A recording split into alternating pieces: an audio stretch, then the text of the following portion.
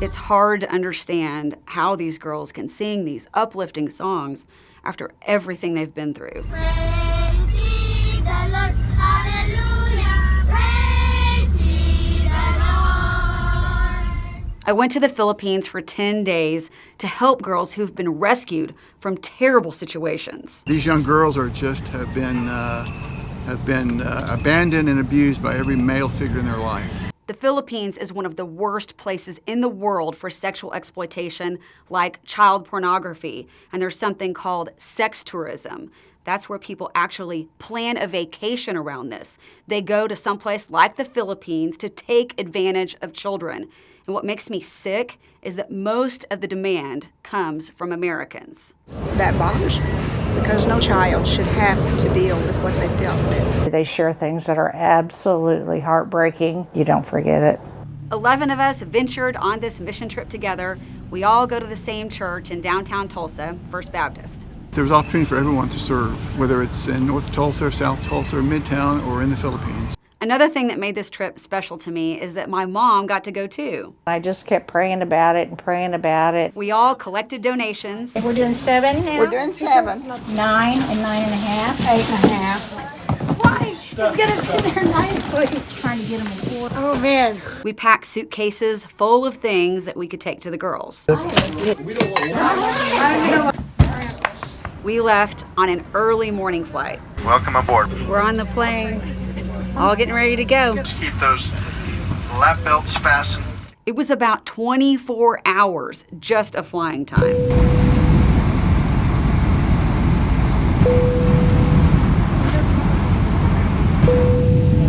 That's pretty. What are you most excited about?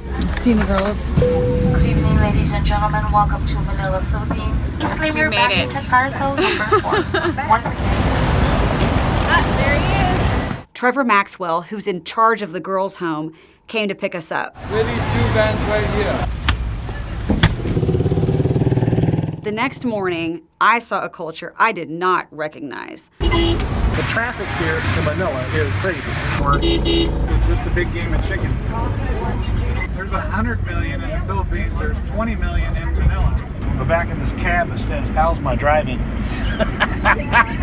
Some of our team members had been there before, but for a lot of us, this was our first time. There's a lot to see. I know. It's hard to take it away anymore. First, we drove to the village. When we pulled up, the girls rushed out to greet us.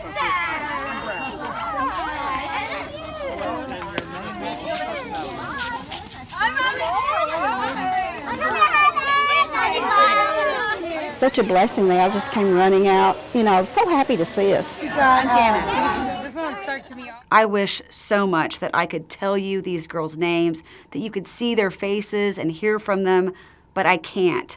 And it's for their safety so that no one can find them. Most of these girls actually have to go to court and face their perpetrator. Them or their family would come to eliminate them so the case against their family would go away. And by eliminate, you mean kill? Yes. It's why there's a wall around the girls' home with barbed wire across the top. Their offenders might break in and try to get them, and so we needed to build the wall higher. 25 girls live in the home, ages 4 to 17. They're just such loving girls. So how long have you been here? And they seem to really, really want to bond with somebody. Yeah, it is curly.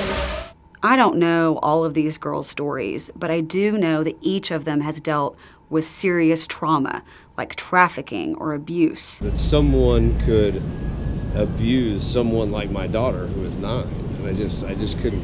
It was just too hard for me to wrap my brain around. Each new girl that we got, I would think to myself, it can't get any worse. And then we get the next one, and it was worse. At the home, I saw a painting one of the girls had made, and it just tore my heart out. It's a little girl clutching onto a bunny with these shadowy hands reaching out to grab her. 2/3 of our girls have come from a sex trafficking type background. The Philippine government, in conjunction with the police, sending guys to those houses, knocking down doors, taking cameras, arresting people, putting them away, locked up. So stopping that stuff and then have to have a place for the girls. Usually those girls are so traumatized by these events, like professional porn type people, oftentimes by parents or relatives who have taken them for this purpose, that they have to go to a special intervention center for 3 months because they're malnourished, they're in massive mental issues going on. Sometimes it's the girls' own parents who are selling them into trafficking or for child pornography. It's the depravity of man that does that. People love their kids, but they say it starts off very softly. You know, hey, listen, if you take a picture of your kid with your cell phone, just take a picture. I'll give you something small, maybe $1. Hey, listen, if you get them to smile the next time, I'll give you $10. That guy's making $10 in 4 days. That's what he makes in 4 days. He gets one single picture. Then it progresses. Then this guy thinks, I don't want to do this, but I need the money. Extreme poverty is what most of these girls have known, and that goes for the majority of the families in the Philippines, including the people who work at the village, like Turing, the man who cleans the girls' home. A few of us took a walk up a hill to Turing's home, which is not far from the girls' village. This is Turing's house right here to the left. Hi. One of our previous teams found out that Turing, his wife, and their 5 kids had been living in a ravine with branches over the top. Rats had been eating away at their kids' toes. Our team spent $2,000 to build them a house, and it's easily the nicest one around. It's just brokenhearted, you know, seeing the conditions that people live in. They're doing the best they can, you know, to give their family a life. It's just sad. Back at the village, the team worked to make things better for the girls.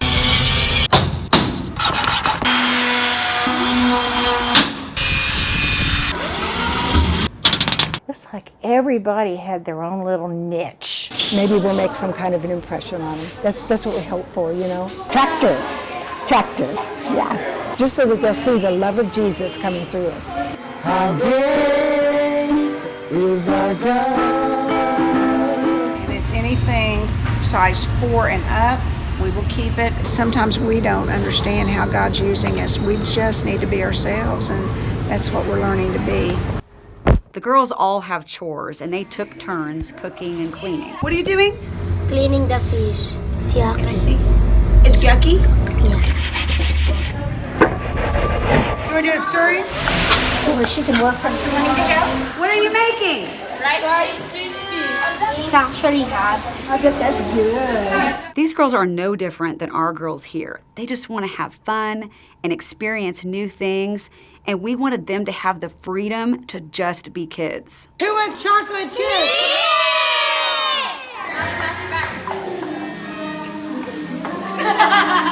I actually bonded with her a whole lot today just because we were playing ping pong. One of the best outings we had was taking the girls to a lookout over the city. We had to climb this scary rope bridge that went up really high. Isn't it amazing? It is amazing. You got this. It's too high. Another big hit is when we took the girls swimming and had a cookout.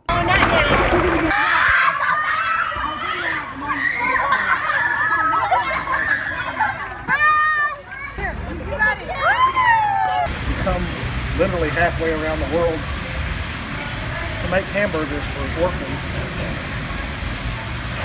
How cool is that? You know? Mike was notorious for pushing girls in the pool, pushing us in the pool, and so the girls decided they wanted to get him back, and a few of us got together and made a plan. At first, we thought it was going to backfire, but it turned out like it should.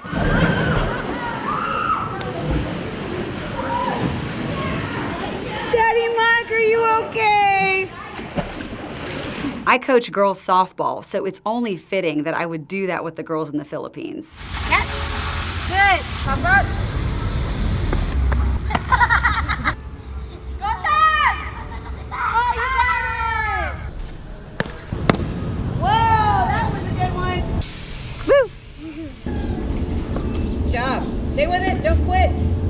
What do I say? Never give up. You did so good.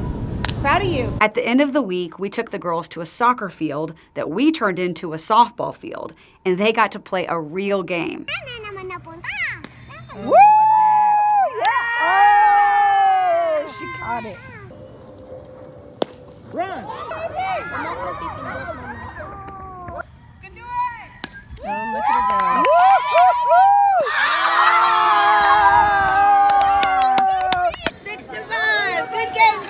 The thing that's so hard for me to wrap my mind around is how girls who have been hurt so badly can still show so much love.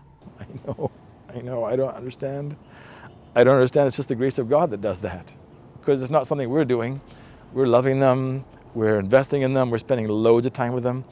But you look into their eyes, you see deep hurt. You go to church, see kids raising their hand, belting it out, whether they're on key or not, praising their Savior. Yeah, it's great. That's why it's fun to be part of this, because it's not something we're doing. We're just providing an opportunity for Christ to be center in someone's life. And that's just like the best ever. The girls' home is called the Butterfly Project. It's this idea that you take a girl who's been hurt and you put her in a cocoon. You protect her and help her heal. And then a transformation.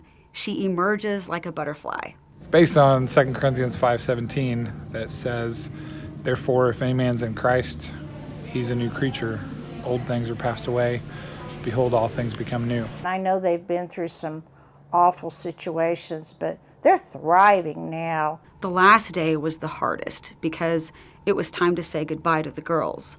I knew it was going to be hard, but I had no idea it would be that tough. Very, very sad. Goodbyes are hard. I was saying goodbye to the girls. Hey, you can come back? You can come back and see us? I think that that's how they see that Christ loves them, you know, and that you love them, is that you're willing to do this trip over and over and over again for them. They know that I'm coming back. Yes. Yes, I am. I'm going to be back next year. I will miss you all. Nice to meet you. Bye. I love you. I'll miss you. I don't know if I'll be able to go again next year, but I hope so. I would love to see the girls again. Yes, Jesus loves me. Yes, Jesus loves me. The Bible tells me so.